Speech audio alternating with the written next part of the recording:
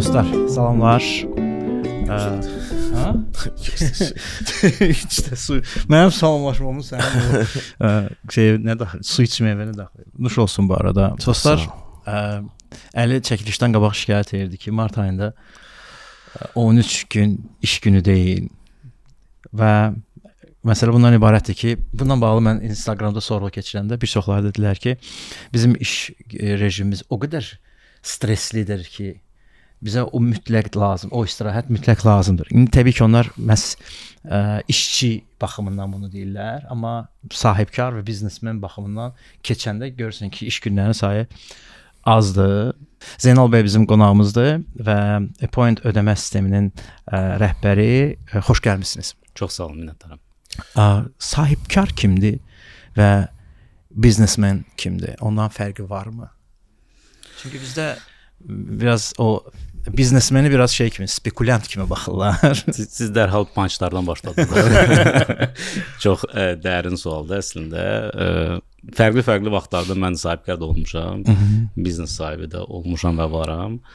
Ona görə bunların təcrübəsi biraz fərqlidir. Mən düşünürəm ki, sahibkar müəyyən bir peşə sahibi, müəyyən bir istiqamətdə fəaliyyət göstərə bilən və öz gücünə ancaq belə deyək, əsaslanan, güvənən bir insandır. Onun scalability daha azdır. Çünki ancaq özü müəyyən bir işlər görür. Biznesmen isə biraz fərqli prizmadan baxır hər şeyə. Orada da indi fərqli nüanslar var. Məsələn, əgər ancaq biznes sahibidirsə, investor şəklində bunun bir rolu var, rol modeli var, belə deyək. Əgər həm biznes sahibidirsə, həm idarə edicidirsə, məsələn, mənim кейsim bu belədir də, onda biraz fərqli yanaşmalar olur. Çünki biznes sahibi həmişə ancaq pul, dividend, gəlir və s. kimi gözləyir. İdarə edici isə hər zaman uğurlu biznes modelin qurulması, komanda, motivasiya, müəyyən bir hədəflərə çatmaq və s. Ona görə yəqin ki, onların fərqi, ən böyük fərqi bu maştab, yəni miqyas məsələsidir və yanaşma fərqidir. Qısa belə. Necə oldu ki, bu fintechə girdiniz? Azərbaycanda biz davamlı danışırıq da ki, dünən türklərdə bir maraqlı TEDx danışığına qulaq asırdım. Deyir ki, türklər ancaq deyir ki, biz texnologiyanı sevirik, texnologiyaya yatırım eləyəcəyik, amma yatırımların cəmi 3-ü texnologiyadır. Azərbaycanda da düşünürəm ki, çox da fərqli deyil. Biz yüksək texnologiyalardan danışarıq, bilməm nədən danışarıq, amma günün sonunda gedib belə də IT sektorundan olmayan bir şeylərə yatırım eləyəcəyik. Siz necə oldu ki, belə yadınıza fintech düşdü? Razıyam. Bu mövzu çox genişdir əslində. Mən bu yola belə deyək də, indi yaxşıdır ya pisdir, onu vaxt göstərəcək. Bu yola necə düşdüm? Bu mənim korporativ həyatımın bir davamıdır əslində. Yəni bəlkə də mən bu sahədə çalışmasaydım, bura heç vaxt gəlməzdim. Çünki çox spesifik bir sahədir, çox nüansları. Yəni, sözsüz ki, hər bir biznes sahədə öz nüanslar var, amma bu daha spesifikdir də. Bu bütün dünyada belədir, Azərbaycanda da xüsusən. Mənim bura gəlməyimin yəqin ki, bir neçə səbəbi var idi ki, o düzgün anda o qərar vermişdim. Harda ki, hiss edirdim ki, bu boşluq var və biz bu müddət ərzində böyüyə bilərik. Həmçində o zamanlar, yəni mən bankdan çıxdığım vaxtlar idi. Pandemiyadan sonraki bir vaxt idi. Bir böyümə potensialı çox idi və pandemiyada biz onu hiss elədik. Çünki fərqli ölkələrdə fərqli istiqamətlər olub, fərqli inkişaf modelləri olub. Azərbaycanda bu məcburiyyət qarşısında olan bir böyümə oldu. Və hətta orada vərdişlər də fərqli vərdişlər formalaşdı. İndi o vaxtda da biraz danışaram. O vaxt biz bankda işləyəndə 2020-ci ilin sonu idi artıq, pandemiya vaxtına düşmüşdü. Bizneslər tamamilə qapandı və hamısı onlayna keçmək istədi. Sözsüz ki, infrastruktur yox idi ölkədə. Və tez bir zamanda qoşulma, ondan sonra fərqli kanalların qoşulması, omnikanallıq və s. kimi şeylər ümumiyyətlə anlayışı yox idi o vaxtda. Var idi bazarda bir neçə fintechlər artıq ki, illərlə çalışırdı. daha çox B2C sektorunda hər birimizin istifadə etdiyimiz, məsələn, işıq pulu, qaz pulu falan kimi şeylərin ödənişində, amma sırf xarici biznes modellər hansı ki bizneslara tez bir zamanda müəyyən bir imkanlar və alətlər verir. Məsələn, Shopify kimi, Stripe kimi, PayPal kimi belə bir modellər yox idi. Və ona görə yəni, o potensialı gördüm. Həmçində nəyə görə rahat idi? Biz o vaxtda başlayanda regulasiya yox idi. Yəni Mərkəzi Bankın sərt qaydaları yox idi indiki kimi. O vaxtı biz daha çox IT şirkət kimi başlamışdıq. Ona görə daha rahat idi. Yəni istənilən yenilikçi və yaxud da hansısa bir məhsulu, yəni bir neçə həftə ərzində buraxa bilirdin. İndi hər şey bəli, regulyativ, yəni razılaşdırmaq lazımdır, fəaliyyət planına salmaq lazımdır, rəy almaq lazımdır ən azından. Yəni müəyyən bir müddət keçir, ona görə daha çətin olur. Amma yenə də sözsüz ki, yəni davam edir. Bu da normaldır əslində. Mən əslində dəstəkləyirəm. Sadəcə mənə indi rahatdır demək, çünki biz artıq o prosesləri keçmişik. Yeni gələn bizneslərə biraz daha çətindir. Çünki onlar sıfırdan daha belə deyək də çərçivədə Niyə lazımdır bu çərçivələr? Özünüz dediniz ki, məsələn, regulasiya yox idi və böyümək potensialı və inkişaf etmə potensialı yuxarı idi da. Bəli. Regulasiya gələndə bu dünyanın hər bir yerində belədir də. Bu regulasiya gəldiyi andan inkişaf dayanır.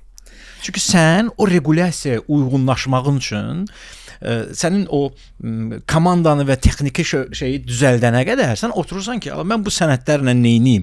Hüquqşünas tapası, auditor tapırsan, məsləhətçi tapırsan, böyük miqdarda pul tapmalısan. İndi Azərbaycanda fintech qurmaq, bank qurmaq kimi bir şeydir də. Yəni ondan sonra gəlib bank pulum varsa gəlib bank quraram, faizimi, kreditimi sataram da. Niyə edirəm fintech qurmağa da? Yəni regulasiya lazımdırmı?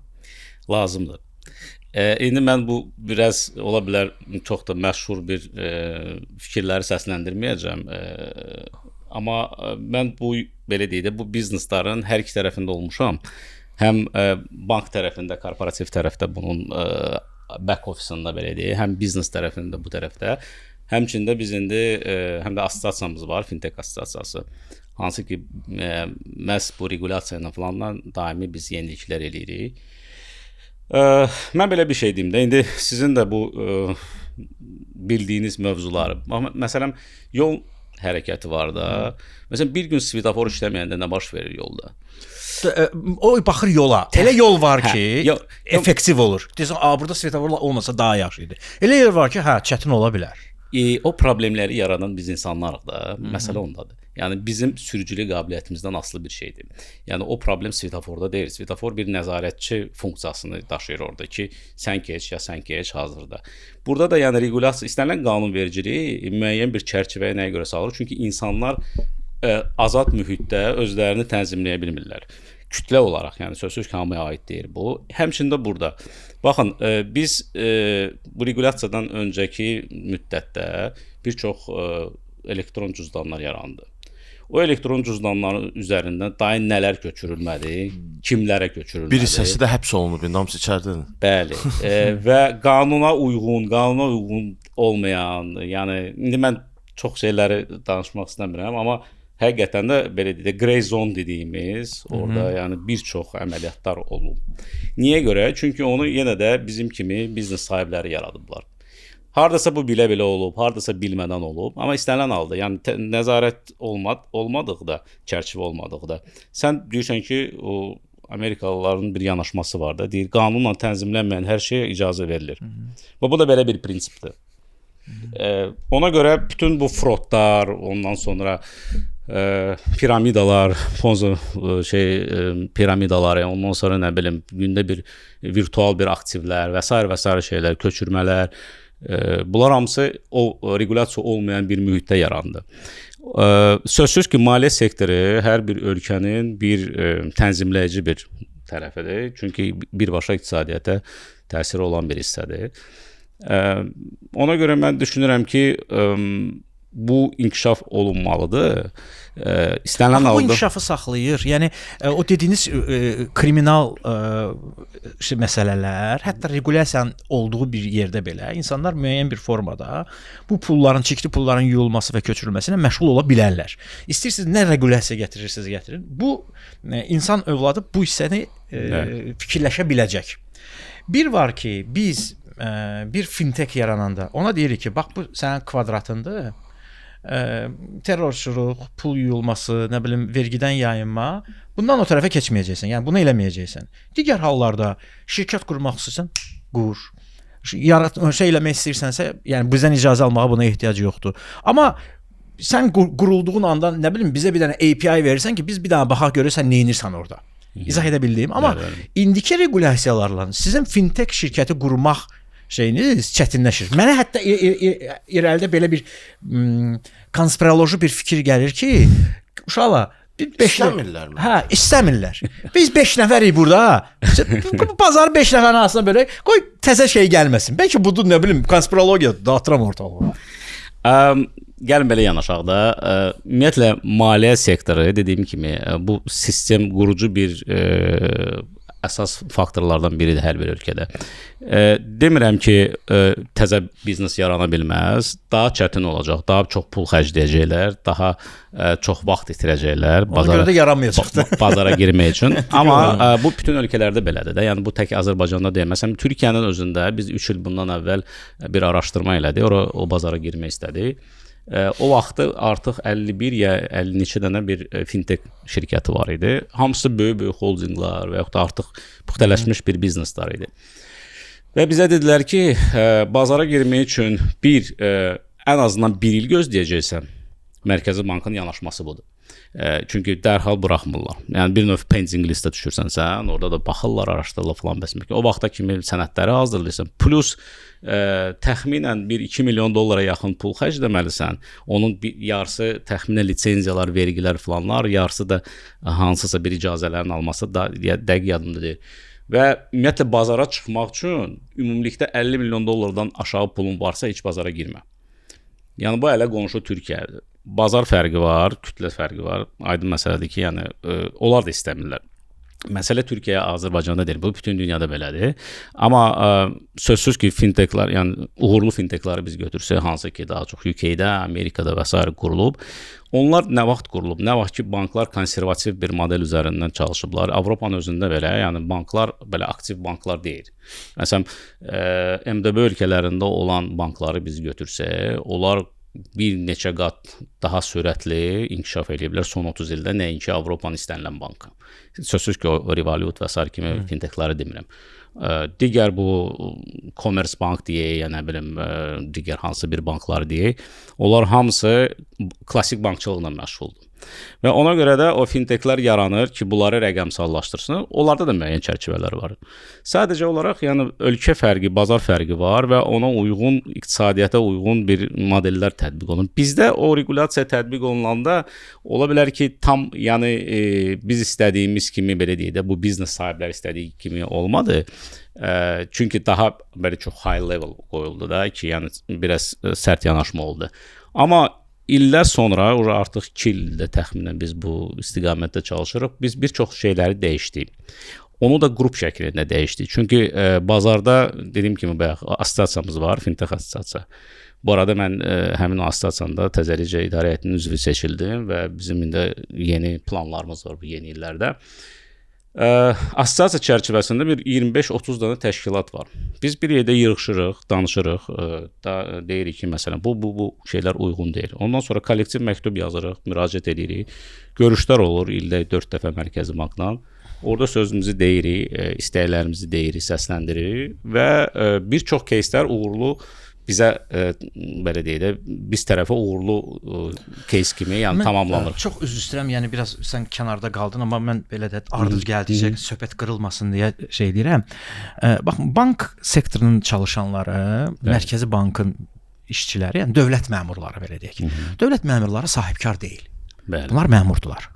Bunlar dövlət aparatı üçün çalışırlar və bunların yəni sahibkar düşüncəsi və biznes düşüncəsi deyil. Mən ona görə bu regulasiyanın üzərinə gedirəm ki, regulasiya qoyan adam biznesmen olmadığına görə o elə bilir regulasiya əladır.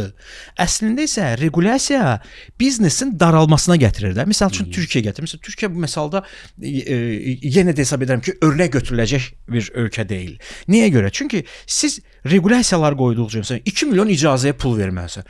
Bu nə icazədir ki, ona 2 milyon? Yəni bu qiyməti kim müəyyən edib? Məsələn, bizdə də regulyasiyalarda qiymət var da. Məbləği kim müəyyən edib? Niyə bu məbləğdir? O məbləğin arxasında nə durur? Hansı hesablama durur? Hansı iqtisadi hesablama durur? Biz bir tərəfdən deyirik ki, Azərbaycanın biznes sektoru böyüməlidir. Qeyri-neft sektoru böyüməlidir. Hamı bilir ki, ölkə başçısının dediyi kimi var. Neft-qaz erası bitmək üzrədir də. Neft biraz tez bitəcək, qaz biraz sonra bitəcək. Amma biz başa düşürük ki, ölkə olaraq konseptimiz bundan ibarətdir ki, bu bitir. Biz bir texnoloji, bir məhsul istehsal edən və insan potensialı olan bir ölkəyə çevrilməliyik. Bir tərəfdən də bir elə regulyasiyalar qoyuruq ki, bir tutaq ki, startupper. Bunun bir yaxşı ideyası var. Fintech eləmək istəyir, müstəqil bankçılıq, Revolut kimi bir şey eləmək istəyir. Revolut kimi bir şey eləmək istəsə başa düşəcək ki, qardaş, bu eləyə bilməz. Bunun üçün ona görə nə etməlidir? Bu getməlidir Qazaxstana, Kaspin rəhbərini tapmalıdır ki, bax səndə bir dənə produkt var. Mən sənə bir dənə də məhsul verim, o da götürməlidir, buna invest eləməlidir, çünki pul ondadır. Yekunda da kimdənsə asılı olacaq. Mənə elə gəlir ki, mən istəyirəm bu bir debat şəklində olsun da. Regulyasiyanı qoyan şəxsin biznesmen olmadığına görə qoyduğu regulyasiya əslində biznesə manedir, kömək deyil. O dediyiniz o qara bazar, nə bilim, kriminal şeylərin hamısı, yəni Azərbaycanda narkotik qadağandır, amma yenə də narkotiki satmaq istəyən adamlar var da. Yəni sərhədçilər də çalışırdılar, gömrük də çalışır, polis də çalışır, hamı çalışır, amma bu yenə də var və bu yenə də bu trafikdə iştirak edən tərəflər var. Hansısa formada edirlər bunu. Hər dəfə bir dənə təzə bir forma tapırlar. Bəlkə biz bunun, yəni biz bunu çox burmayaq, müəyyən bir şeyliyə, məsələn, məbləğ məsələsi. O məbləğ hardan gəlib ki, sən müzazəyə məhz bu məbləği verməlisən. Niyə 5 manat yox, 15 manatdır misal? Razıyam, mənim də öz fikirlərim var bu istiqamətdə. Məsələn, bu regulyasiyanın hazırlanması müddətində, indi bəzi adamlar bilir, bəzi adamlar bilmir. Bunları Mərkəzi Bank məsələn özü öz başına eləməyib. Yəni onu bazarla birlikdə eləyib. Məsələn, bu nə qədər təşkilat var idisə bazarda, onlarla birlikdə bu sənədlər hazırlanıb və hər bir təşkilatın rəyləri alınıb. Sözsüz ki, orada onların öz tərəfi var, harda ki, yəni belə deyək də, bəzi sənədlər müəyyən standartlara uyğun olmalıdır. Hardasa daha banklara yaxın bir sərt formada tətbiq olunub. Amma biznes mühitini nəzərə alsaq, yəni işləmə prinsipləri, biznes modellər, ondan sonra hansı formada işləmək lazımdır və s. bunlar biznesdən razılaşdırılıb əksəriyyəti. Bəzi şeylər var ki, biz də razı deyirik, razıyam, amma biz onu ən azından ildə 3-4 dəfə challenge edirik. Deyirik, yazırıq, müzakirə edirik, əsaslandırırıq, əsaslandırılan şeyləri dəyişirlər. Hardasa razıyam ki, o belə deyək, regulyasiya çərçivəsində rəqəmlər, məsələn, nizamnamə kapitalı niyə bu qədər olmalıdır və yaxud da lisenziya bu qədər. Bu arada lisenziyanın Azərbaycanda qiyməti cəmi dəqiq yadımda deyil, 1000-2000 arasıdır, nəsə belə bir şeydir. Əsas orada nizamnamə kapital və o işlək kapitaldır. Ən böyük üstünlüyü odur. Yəni sən o pulu depozit kimi yerləşdirmirsən. Sən o pulu qoyursan və ondan əmək haqqı, müəyyən xərcləri və s. kimi ödəyə bilərsən. Yetər ki, ilin sonunda sən mənfəətə çıxmalısan ki, yəni o kapitalın artırılmasına ehtiyac olmasın. Bir çox şeylər var orada. Sadəcə olaraq dediyim kimi bu biznesmenlər olmasa da belə bizim üçün yaxşı yanaşma oldu ki, bu bir il ərzində olmadı da, bu təxminən 5 il ərzində bu sənədlər hazırlanırdı. Fərqli vaxtlarda, ondan sonra bu artıq göndərildi, müəyyən instansiyalardan keçdi və təsdiqləndi. Və bir çox şeylər bizneslərlə razılaşdırılmış formada olmuşdu deyə. Bazarda olan normal bizneslərin heç biri bağlanmadı. Yəni bu müddət ərzində baxsaq, kimlər ki lisenziya apply eləmişdi, hamısı lisenziya aldı. Sözsüz ki, bir müddətdən sonra yoxlamalar başlayır. Yazdıqlarınla uyğunlaşma düzdür ya düz deyil, onu yoxlayırlar və orada nöqsanlar çıxırsa sənin müəyyən bir belə deyək, tövsiyələr verirlər. Harda ki, o tövsiyələrə uyğun deyirsənsə, artıq müəyyən bir tədbirlər görürlər və bu da normaldır, mən düşünürəm. Mənim yenə də öz keysimi götürsəm, məndə həmişə o bir neçə dənə rol var daxildə. Çünki bir tərəfdən biznes olaraq biznes maraqlarımı nəzərə almalıyam istənilən keysdə. O bir tərəfdən assosiasiya çərçivəsində olduğumuza görə həm də bazarı düşünməliyim. Məsələn, mən sizə bir keys danışım. Yenə də bayaq o bazar iştirakçılarından danışırdıq da biz. Assosiasiyanın keçmiş sastavında hardasa keçən ilin səhv etmirəmsə noyabr ya dekabr aylarından mən assosiasiyada elə bil ki, orada bizə qruplar var da. Bu arada yəni ödənişli bir şey deyil də. Yəni biz fədakarlıq eləyirik ki, yəni bazarı çalışırıq ki, belə deyək də təkmilləşdirək. Orada bir innovasiya qrupunun rəhbəri idim, belə deyim. Mən bu il ərzində bir yalan olmasın bir 5-6 dənə təklif irəli sürdüm. Onlardan cəmi biri keçdi. Qrup rəhbəri olaraq belə müəyyən bir assosiasiyada statusun ola sən onu keçirdə bilmirsən. Niyə görə? Çünki bazar razı deyil sənlə. Və mən verdiyim təkliflər mənim şirkətimə biznes olaraq bəlkə də %100 xeyri yox idi. Sadəcə olaraq bazarı düzəltmək üçün idi ki, məsələn bu səhvdir, gəlin bunu düz eləyək, hamımız düz eləyək. Çünki bilirəm ki, hamımız səhv eləyirik. Ola bilər mən də eləyirəm, siz də və s. Nəyə görə keçmir? Çünki kütlə olaraq hamı səhv eləyir. Əksəriyyəti də belə deyək. Və onu qəbul etmirlər ki, mənim hədəflərim var axı ilin sonuna kimi. Deyirəm, okey, axı sən səhv eləyirsən bunu. Yəni biznes olaraq mən səni hardasa başa düşürəm, o bir tərəfdən sən əhalini düşün də. Yəni məsələn siz düşünün ki, siz məsələn də yəni bir misal gətirəcəm ad çəkmədən. Qaz pulu ödəyəndə 5 manatda qaz pulu ödəyəndə 5 manat sizdən komissiya tutulur. Nə qədər düzgündür yəni əhali olaraq. Məncə düzgün deyil də. Yəni və bu nəyə gətirir? Bu belə deyək, ümumi ölkənin siyasətinə zidd bir şeyə gətirir. Çünki biz deyirik ki, non-cash hər şey olmalıdır, nəqddən biz çıxmalıyıq falan besməkən. Bu tərəfdən də müəyyən səhv tənzimləmələr nəticəsində, səhv biznes modellər nəticəsində əhalidən əlavə komissiyalar tutulur və bu adam deyir ki, yəni biz indi orta statistik insanı götürmürük də, belə deyək, ən aşağı nişləri götürürük ki, məsələn, hər ay 5 manat, 10 manat nə qədərsə qaz pulu ödəyir, ya işıq pulu fərqi yoxdur. O adamdan biri o qədərdir, 100%, 50%, yəni çünki 5 manata 5 manat 100%-dir. O qədər də komissiya tutanda deyir ki, yəni belə Azərpoçtdan köhnə qaydada nəqd ödəyəcəm də. Və bu bir növ geri çəkir bizi. Yəni bu kimi кейsləri belə səsləndirirsən və orada dəstək ala bilmirsənsə, o deməkdir ki, artıq bazarda formalaşmış bir şey var, yanaşma var və onu belə dəyişmək çətindir. İndi regulasiya olmasa görün nələr baş verir. Hələ regulasiya çərçivəsində biz o səhvlərlə işləyirik, yaşayırıq. O olmasa ümumiyyətlə biznes modellər də dağılır. Yenə deyirəm, mən tam olaraq dəstəkləmirəm o sərt regulasiyanı. Çünki özüm də biznes adamıyam, bizneslə məşğul. Bu arada yəni heç vaxt dövlət məmuru olmamışam və heç bir vəzifə tutmamışam. Özəl sektorda böyümüşəm, sonra da biznes mühitdə belə deyək, formalaşmışam. Startapdan başlamışıq bu arada. İndi startap mövzusuna da yəqin ki toxunacaq. Böyümüşük, artıq kifayət qədər böyük dövrələrimiz var. Bu dəqiqə bir 50-yə yaxın 45-50 arası bir əməkdaş sayımız var və o məsuliyyəti də belə deyək də qəbul edirik. Çünki yəni burada artıq məsuliyyət tək sənin məsuliyyətin deyil ki, sən bir platforma yaratmısan, maksimum nə ola bilər ki, yəni uğursuz olsa bağlayacağam. Burada yəni 45 nəfərin müəyyən bir bu mən sizin sayt bu arada biz sizin müştəriyik. Yayımdan əvvəl də dedim. Mən bu baxanda sizin məhsullara və sair görürəm ki, məhsul şeyləri get-gedə genişlənir. Bu gənclərdə startapla məşğul olmaq istəyir. Hamısı müxtəlif akselerasiya proqramlarına qoşulurlar, bir yerlərə gedirlər. Bazar var hal-hazırda. Sırf fintech və ümumi bazardan iki uclu istəyərəm də cavab verəsiniz. Bir fintech tərəfdə yer varmı? İkincisi ümumiyyətlə Azərbaycanda bir gəncin startapdan pul qazanmağı mümkündürmü? Yaxşı sualdır. Gəlin fintechlara birinci başlayaq. Fintech bazarı müəyyən bir biznes modelindən formalaşır da. Var B2B, B2C, B2G modellər. Məsələn, biz B2B-də işləyirik. Biz ancaq bizneslərə xidmət göstəririk. Bizim kimi şirkətlərin uğurlu olması üçün gərək bir çox Azərbaycan biznesləri şəffaf formada onlayn ödənişləri qəbul etsinlər. Statistikaya götürsək, Azərbaycanda 700 mindən çox aktiv vergi ödəyicisi var. Onların 95% mikro və SME müştərilərdir, yəni orta və kiçik bizneslərdə və mikro bizneslər belə deyim. Onların heç 1% belə rəqəmsallaşmıyor. Bu sadə bir quru statistikadır. Əgər patent çox üzr istəyirəm. Mərkəzi Bankın biz rəqəmsallaşdırırıq, bilmirəm nə deməkləri.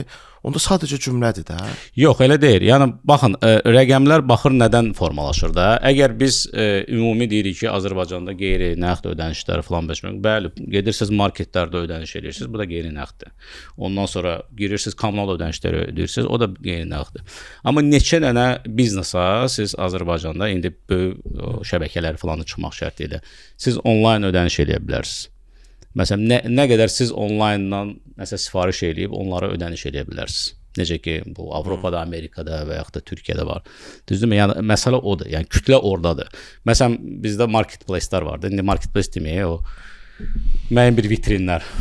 Harda ki, məsələn, sədrəkdə oturan minlərlə orada sahibkar var. Onların neçəsi onlayn ödənişləri qəbul edir. Sual ordadır və yaxud da istənilən bir kiçik bazarları götürsək də, yəni hər bir belə deyək, ərazinin öz bazarları var, hardakı sahibkarlar nəsə satır. İstər bu yay vaxtı olsun, yəni bağ üçün müəyyən şeyləri, istər bu uşaq bezindən tutmuş, nə uşaq geyiminə kimi. Onların nə qədəri onlayn formada ödənişləri qəbul edir. Bazar budur. Əgər potensialdan danışırıqsa, potensial böyükdür. Yəni çünki bu kütlə nə vaxtsa rəqəmsallaşacaq. Yəni təsəvvür edin ki, yəni bir 600 minlik bazarınız var da, 650 minlik bazarınız var potensial. Amma nə vaxt olacaq? 1 il, 3 il, 5 il o artıq həm ölkədə baş verən müəyyən dəyişikliklərdən asılıdır. İstər bu vergi tərəfdən müəyyən bir yoxlamalar falan. Çünki mən elə başa düşürəm ki, indi o nəzarət edici orqanlar, mən bu arada tərəfdar deyirəm o administrativ sıxılmalarını, amma başqa cürdə baxıram ki, bazar düzəlmir də. Yəni nəzarət edici orqanlar daha çox böyük bizneslara köklənməlidir. İndi görürsüz son vaxtlar fikir vermişsə bu blogerlar falanlar, influencerlar, onlara da yavaş-yavaş başladılar. Çünki kifayət qədər böyük orada şeylər var idi. Bu arada yenə də deyirəm, mən hər iki variantla okeyəm, amma burada da o administrativ tədbirlər olmasa heç kim keçməyəcək.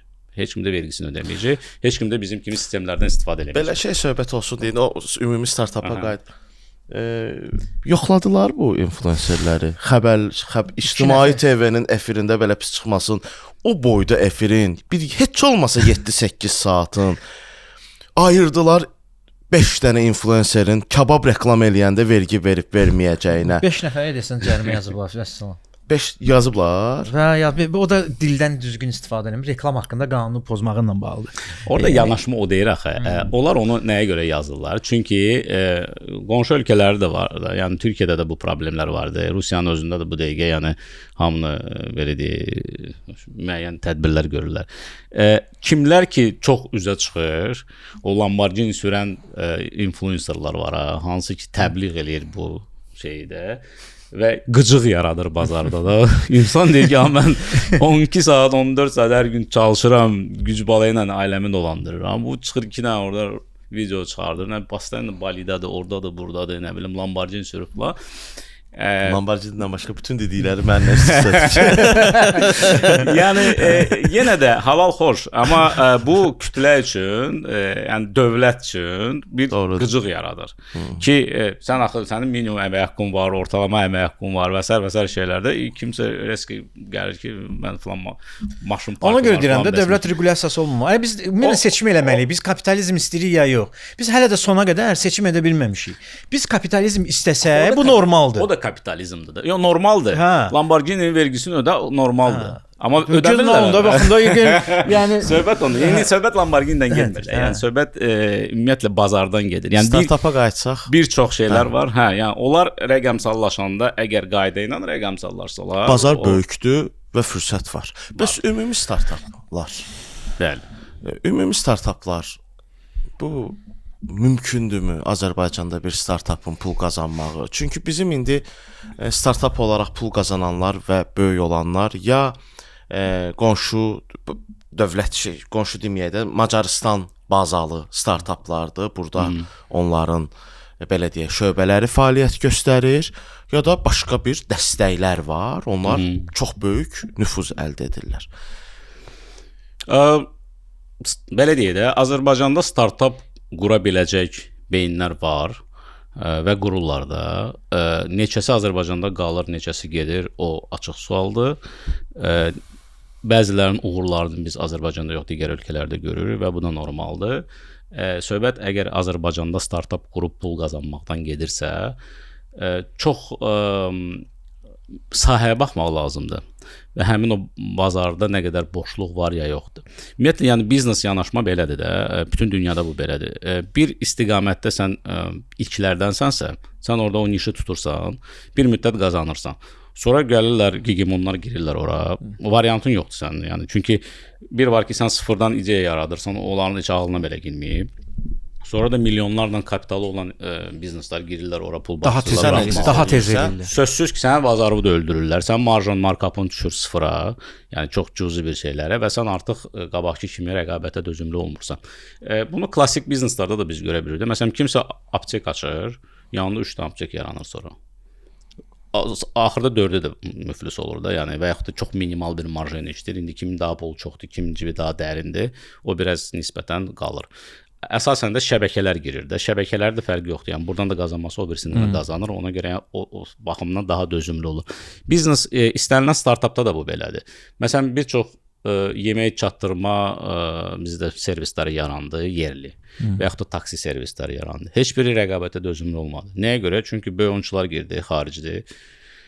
İndi hamımız tanıdığımız böyük büdcələrlə girdi və bazarı dempinq elədilər. Və salam. Eyni şey də bizdə indi baş verir fintechlarda bu arada. Türkiyə kapitallı, nə bilim, Rusiya kapitallı böyük oyunçular girir, milyonlarla kapitalı var. Bazara girir, qiyməti endirir, yəni çox kiçik bir marja ilə işləyir. Deyir ki, mən bazara girmək üçün bu mənim marketinq kostumdur. Çünki gəl rəqabətə döz indi. Çünki onlar üçün, yəni böyük şəbəkələrin burada nümayəndələrinin açılması üçün açılanda daha doğrusu, onlar üçün o biznes, onlar ona biznes kimi baxmırlar. Onlar onu pul qazanmaq üçün etmirlər. Onlar çoxsu publik şirkətlərdir, hansı ki IPO falan çıxan şirkətlərdir. Onlar üçün hər region onların aksiyalarının qaldırılmasına gətirir. Yəni o, məsələn, Azərbaycana bir neçə milyon pul xərcləməklə ümumi aksiyaların dəyərini 50 milyon qaldıra bilər. Və o gündəlik alınıb satılır deyə o oradan daha çox pul qazanır. Amma pul qazanıb qazanmayacaqlar sualdır, onun vaxt göstərəcək. Dözümlü baxımından əlbəttə ki, o da bir problemdir. Çünki yerli əsaslı fintechlər öz pulu ilə davam edir. Bizim keysimiz biraz fərqlidir, çünki biz xaricdən investisiyalar cəlb eləmişik. Və biz ana şirkəti Amerikaya çıxarmışıq vaxtilə. Çünki Azərbaycanda birbaşa heç kim direct investment eləmirdi. İndi bu da ayrıca bir mövzudur. Bunu daimi müzakirə edirlər. Torla nicatın mövzusudur. Ona girişməyəcək. O pullar Amerikadan Azərbaycana gətirilib və burada əsas belə deyək, baza burdadır. İndi biz Gürcüstanı açdıq təzəlicə. Keçən il daha doğrusu qeydiyyatdan keçirdik. Lisenziyanı təzəlicə aldıq. Yəqin ki, bu veriliş çıxanda artıq biz onu anons edəcəyik. Bəs indi o Gürcüstanı ki girirsiniz və deməli araşdırmısınız da. Məsələn, Gürcüstanın fintech bazarı ilə bizim fintech bazarı arasında hansı fərqlər var? Onların yanaşması nədir? Ümumiyyətlə bazar fərqi var. Onların əhalisi bizdən qat-qat az olsa da, onlar daha rəqəmsaldılar. Məsələn, bizim sahibkara gedib bir neçə saat bunu baş salmaq lazımdırsa, ki sənə bu lazımdır, bunu eləmək lazımdır. Orada baş salmaq lazım deyil. Orada yəni zaten onlar illərlə işləyirlər deyə bilirlər. Həmçində turist sayı çox olduğuna görə falan məsələn, hər kioskda belə, yəni orada məsələn terminal var. Ödənişi qəbul etmək üçün, suveniri satmaq üçün məsələn. Yəni biraz avropalaşıblar da belə deyək, bizdən daha tez olub. Ona görə sırf bazar prizmasından baxanda o qədər də maraqlı deyil, çünki böyük bir bazarı yoxdur. Plus orada şey var, 2 dənə böyük bank var, TBC və Bank of Georgia. Onlar belə deyək də, təxminən 50-50-yə bölüblər bazarı. Plus minus dəyişir arada bir. Yəni necə ki Qazaxstanda Kaspi var, məsələn 85%. Hə. Burada da yəni təxminən belədir. Ona görə bir çox şeyləri banklar özləri eləyirlər. Sən orada ancaq nədən pul qazana bilirsən? Biz ona value added service deyirik də, yəni ekstra fişkalar verirsən sən müştərilərə ki, okey, ödəniş burada da ödənişdir, məndə də ödənişdir, yuxarı aşağı eyni qiymətdir, amma səndə ekstra bu xidmətlər də var, hansın ki sən məndən istifadə edə bilərsən. Bu kimi şeylərlə çalışırıq o bazara girmək. Plus bir çox Azərbaycanlılar var ki, Gürcüstanda biznesləri var.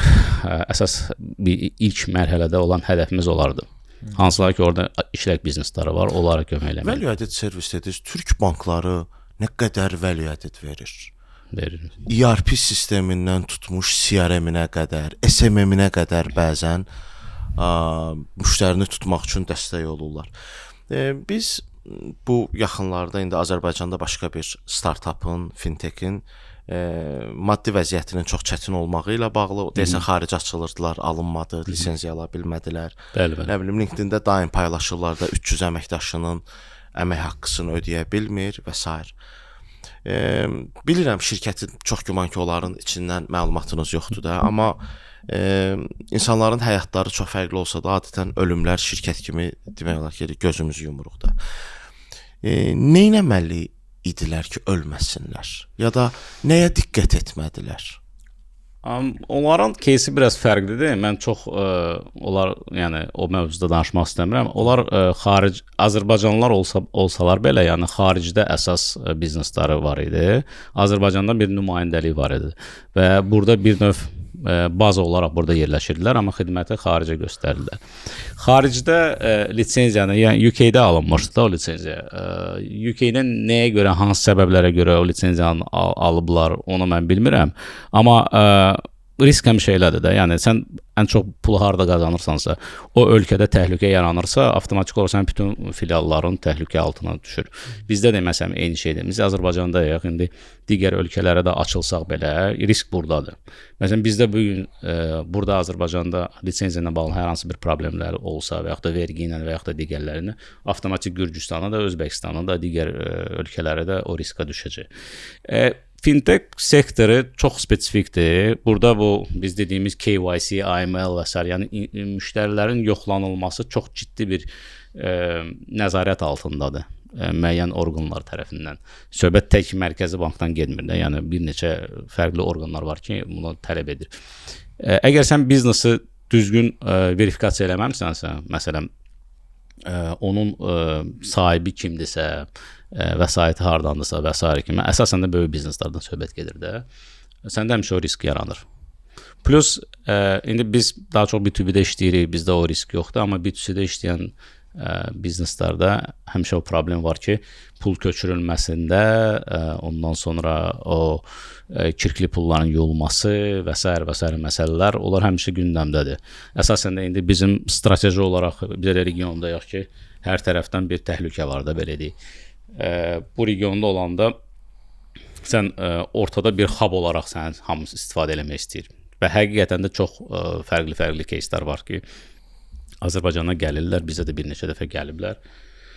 Sözsüz ki, biz bu işlərlə məşğul deyirik, amma yəni təkliflər hər zaman olur və digər fintechlərdə də çox güman ki olur ki, sanksiya olan ölkələr arasında köçürmələri təmin edə bilərsiniz, yoxsa yox. Biz sizə böyük bir rəqəmlər vəd edirik, belə bu qədər pullar, yüksək komissiyalar, yəni anormal komissiyalar belə deyək də, yəni Azərbaycanda olmayan bir komissiyalar təklif olunur. Kimsə indi o riskə gedir, kimsə getmir, o artıq biznesdən asılıdır. Qısa müddətli qazanmaq üçün bəlkə də dəyər, mənim üçün o uyğun deyir, amma uzun müddətli vadidə, yəni yenə bayaq dediyim kimi, yəni 40-50 nəfəri riskə salırsan, özünü riskə salırsan, illərlə qurduğun biznes modeli, biznesi riskə salırsan, məncə dəyməz. Yeri gəlmişkən, əslində bu pul köçürtmələrini xüsusi xidmət orqanları izləyə bilir də, amma coinlərin köçürülməsi zamanı Bitcoin-da, blockchain-də bunu izləmək mümkündür. Hələ ki. Uzun müddətdə yəqin ki olmayacaq. Yəni bunu hansı bu, yəni struktur zaten elə qurulub ki, onu izləmək mümkün olmasa və insanlar rahat formada öz əməliyyatlarını həyata keçirə bilsinlər. Okay? Bu sistemə qarşı olan bir şeydir də. Yəni amma artıq elə deyil. Yəqin ki maraqlanmısınız. Kripto birjaların işlədiyi hər bir ölkədə məlumat mübadiləsi gedir. Və məlumat mübadiləsi gedir və artıq orada bir regulasiya var. Əslində sistem ona görə yaranmışdı ki, bank regulasiyasından uzaqda olsun, yəni mərkəzdən qaçma olsun.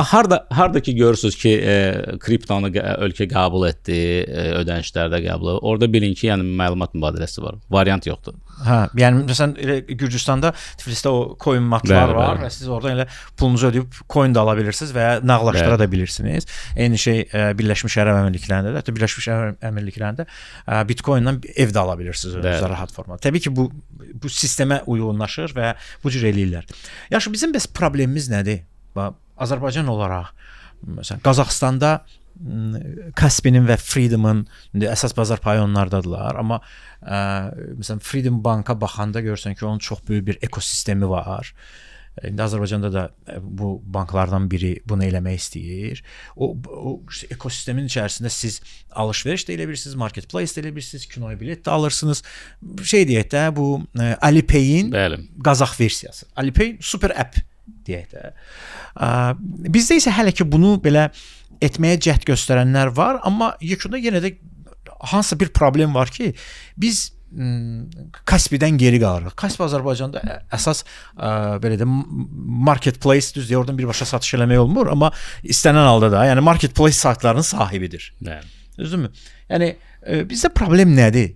Biz niyə görə hələ də qonşularımızdan müəyyən şeylərdə, elə şeylər var ki, biz irəlidəyik, müəyyən şeylərdə geridəyik. Məsələn, Qazaxıstan iki süni intellekt aləti, Perplexity və Highfield. Bunlar beynəlxalq arenadadılar və böyük sərmayələr cəlb edirlər. Nvidia qonşumuz Ermənistana sərmayə eləmək istəyir ki, mən orada şey qururam. Telegram Qazaxıstana sərmayə eləyir, aləm AI üçün. Gürcüstan onsuz da uzun müddətdir ki, azad bir bazardır və girib orada oyunçular, müxtəlif oyunçular var. Məsələn, mən TBC-nin müştərisiyəm və onların əpi mənə həqiqətən çox xoşuma gəlir, ləzzət eləyir. Belə bir sualım yoxdur ki, deyim ki, ay filan kəs, mən bu problemi necə həll edeyim? Keçən dəfə bir dənə biznes köçürtməsi eləməliyik. Biznes hesabından, kart hesabından 4 saatdan sonra köçüb.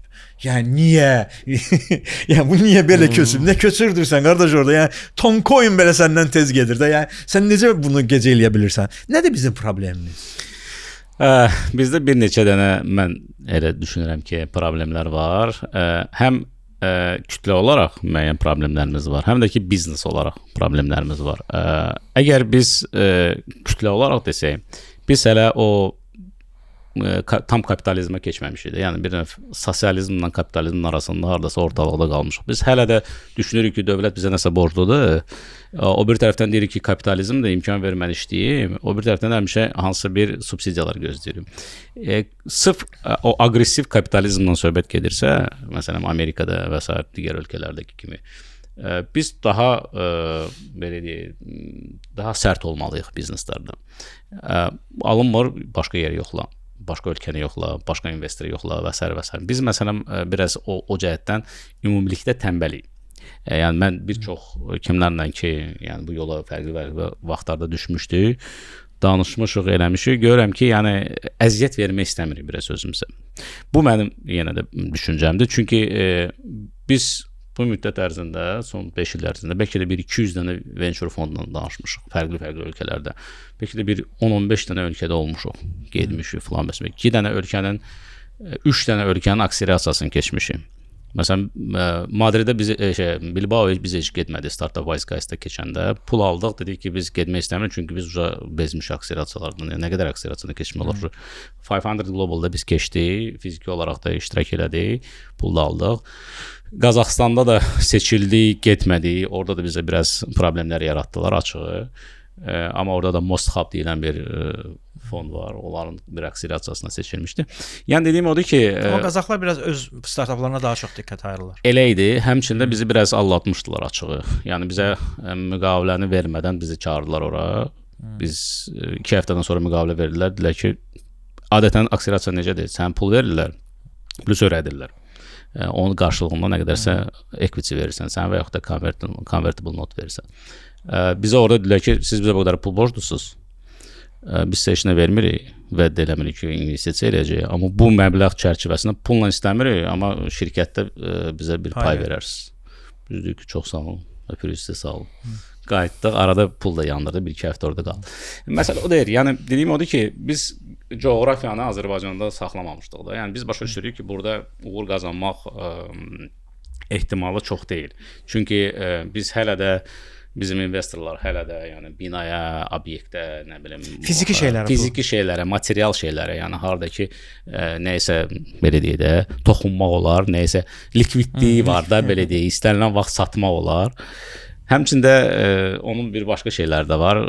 Çox vaxtı bunu bəlkə də deməməliyəm, amma çox vaxtı qara pulların ağarması üçün müəyyən bir belə investisiyalar lazımdır ki, çünki istənilən vaxt obyekti satıb onu ağ pul kimi göstərmək olar. Amma fintechdə bu likvidliyi sən yarada bilmirsən. Bu postsovet ölkələrinin əsas şeylərindən biridir. Əsasən də kapitallar oradan formalaşıb da, odur məsələ. O bir tərəfdən ekosistemlara qaydanda ki, niyə bu ölkədə belədir, bu ölkədə? Burada da biznes tərəfdən mən öz suallarım var əslində. Çünki biz biraz da biz komanda oyunçusu deyirik də. Yəni ümumiyyətlə idmanda da bu belədir. Yəni məsələn güləşdə biz əla yox, amma futbolda bir yerdə 11 nəfər bir dənə topu vura bilmir. Eynən də burada məsələn insan olaraq biz nəyisə yaradanda bölüşmək istəmirik bir tərəfdən. O bir tərəfdən böyük kapitalı olan belə deyək fərqli ölkələrdə müəyyən bir oxuyan qaqaşlar hansılar ki, bura qayıdırlar, o müəyyən bir biznesdən üzərində dururlar. Onlar onu qəbul edə bilmirlər ki, 2 nəfər yığılıb orada bir dənə startap yarada bilər və o uğurlu ola bilər. Mənim burada milyonlarım var, mən niyə qazana bilmirəm? Məsələn, Qazaxstanda, Türkiyənin özündə və digər ölkələrdə bu praktika artıq bilinir, yəni oturuşub belə deyək ki, böyük holdinqlar, böyük təşkilatlar özləri heç nə yaratmırlar. Onlar sadəcə bazarı izləyirlər. Biraz da bazara dəstək olurlar hardasa.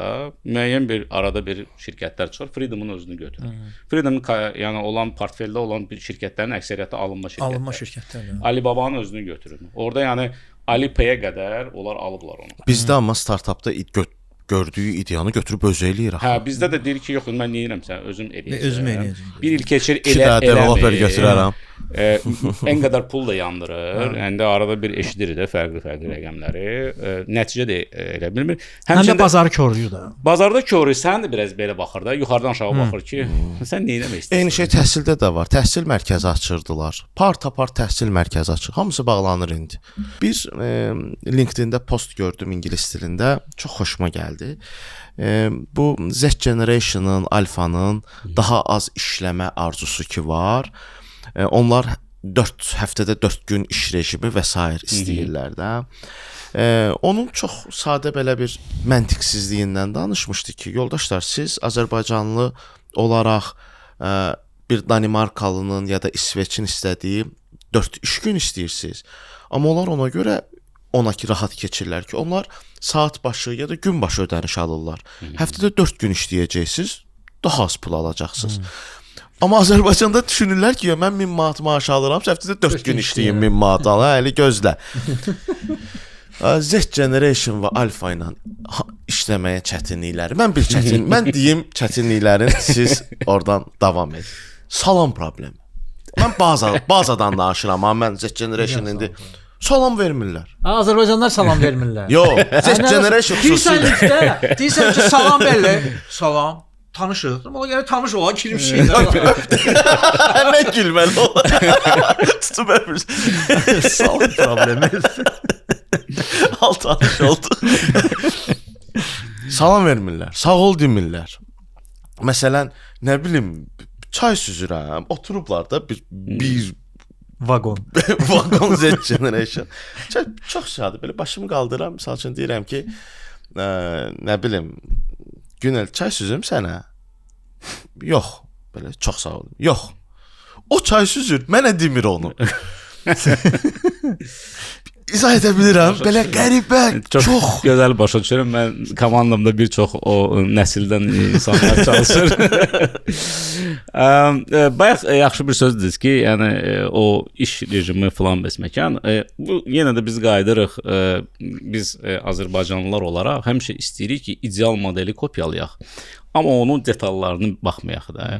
Yəni biz sadəcə istəyirik ki, biz Avropalılar kimi maaş alaq, amma Avropanın xərclərini burada tətbiq eləməyək. Məsəl üçün də və yaxud da oradakı o bürokratiya olmasın, buradakı asan xidmət olsun məsələn. Orada mən istəmirəm 2 həftə, 1 ay nəsə gözləyib. Yəni hibrid bir şey istəyirik. Amma həmişə o ideallaşdırırıq da, o məsələn hansı ölkənin standartlarını və s. Həmçində yəni bu iş qrafikinə baxanda burada ideal model yoxdur. Məsələn indi onsuz da zamanı elə gətirib ki, əsasən də bu texnoloji şirkətlərdə hibrid modellər var. Yəni istədiyin vaxt işlə nəticə yönümlü bir yanaşmalar vardı. Bizim özümüzdə də bu var. Məsələn, mən demirəm ki, yəni bütün günü işdə olmalısan. Sənin müəyyən KPI-ın var. Məsələn, sən bu müddət ərzində bu işi görməlisən. Mənim üçün əslində fərqi yoxsan. Siz tətbiq edirsiniz bu? Edirik. Faydasını görürsünüz? Bu görürük. Həmçinin də hərdən ondan istifadə edənlər də olur. Təəssüflər olsun ki, ona görə arada bir o sərtləşir. Bayaq dedik, niyə görə o regulasiya gəlir? Şirkət daxilində də o regulasiyalar gəlir. Məsələn, indiki Point'in indiki vəziyyəti artıq startap deyil. Bu korporativləşmiş bir maliyyə institutu. 45 nəfərlik startap olmur. Hə, 45 nəfərlik startap olmur. Bir, həmçinin də müəyyən tələblər var. İki, həmçinin də artıq başqa səviyyədə əməkdaşlar gəlir. Yəni başqa mədəniyyətli, daha çox korporativdən falandan gələnlər. Ona görə biraz o daxildə də biraz o disbalans yaranır. Yəni ümumiyyətlə, yəni lap başlanğıca getsək, nə var ki, mən sıfırdan o əməkdaşları götürdüm. Çox cüzi bir əmək haqqı ilə, yəni çünki özümdə də belə böyük bir məbləğ yox idi. Yəni bu arada bootstrap olunmuşdu da, yəni ki, şəxsi vəsaitlə başlanmış bir biznes olmuşdu. O vaxtlar işçiləri cəlb eləmək üçün maksimum dərəcədə o free space yaratmışdım da. Yəni bilmək, işdə dair istəyirdilər elektron siqaret çəkirdilər, istəyirdilər nə bilim masaüstü oyunlar. Google yaratdılar. Hə, belə kiçik Google-da 100 kvadratın içində belə kiçik Google-da. Yəni sonra gördünüz ki, sonra sözsüz ki, bu böyüdükcə, adam sayı çoxaldıqca, bu arada bir çox adamlar əmək haqqıya görə yox, sırf bu abu-havaya görə gəlirdi. Ona görə rahat idi. Mənə nə lazım, mənim işim getsin. Mən də çalışırdım bu belə deyil də, biraz o özümə də çətin idi. Çünki korporativdən çıxmış bir insan, sistemdən çıxan bir insan, sistem yaradıcı bir şey tərəfdən. Bu tərəfdən sən hər şey açıb tökürsən, amma başqa cürdə mümkün deyil. Bir müddətdən sonra sözsüz ki, o sayı çoxaldıqca bunu tənzimləmək çətindir. Yəni çünki fərqli insanlar da, fərqli düşüncəli, qafalı insanlar gəlir. Bir də görsən ki, ya işdə heç kim yoxdur, ya da ki bütün gün oturub oyun oynayırlar, nə söhbət edirlər. Yəni iş getmir də, yəni. Başlayırsan yavaş-yavaş o tənzimləyici filanı, bu gün bunu olmaz, bu gün burada yarımçılıq, belə yox, belə olacaq filan məsələn. Yəni kiməsə görsən ki, xoşun gəlir.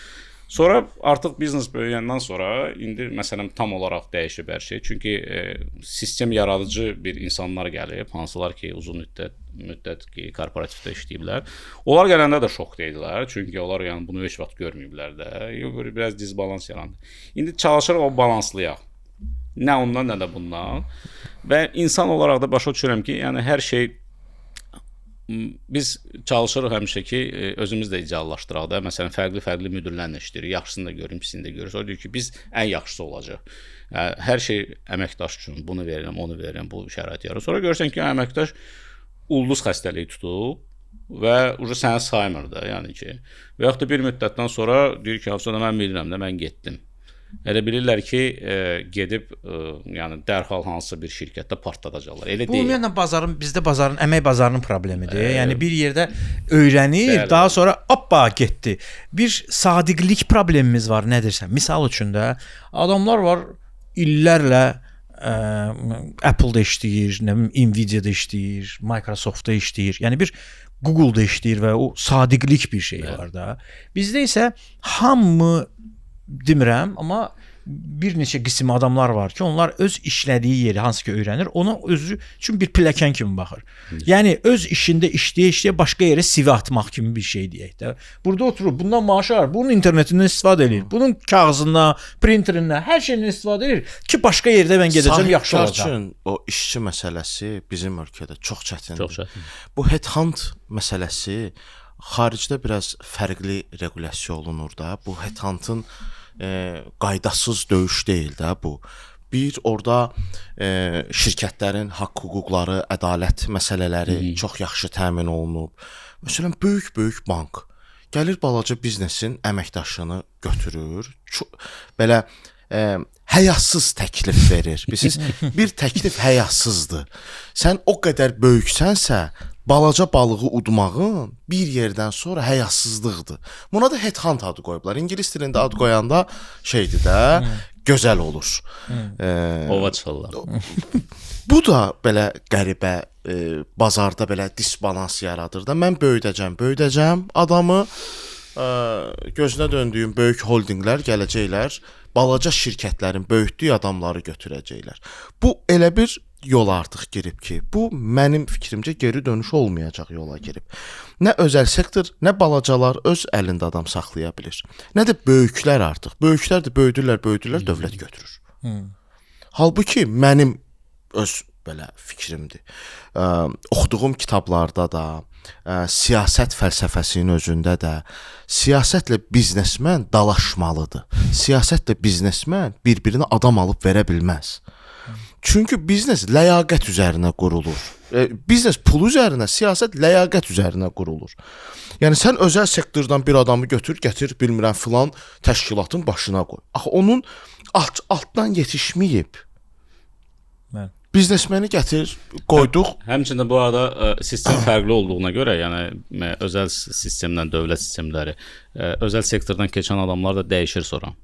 Qalmırlar ki, ha. Yox, yəni nə mənada? Yəni özləri xasiyyət olaraq dəyişirlər. Yəni məsələn 10 il bildiyin adamları sonradan müəyyən vəzifələrdə görsən ki, istər-istəməz müəyyən dəyişikliklər var. Çünki sistem onu tələb edir. Təşəkkür edirik gəldiyinizə görə Zeynal. Çox sağ olun, siz sağ olun. Ümid edirik ki, ümumiyyətlə bu tipli müzakirələr olmağa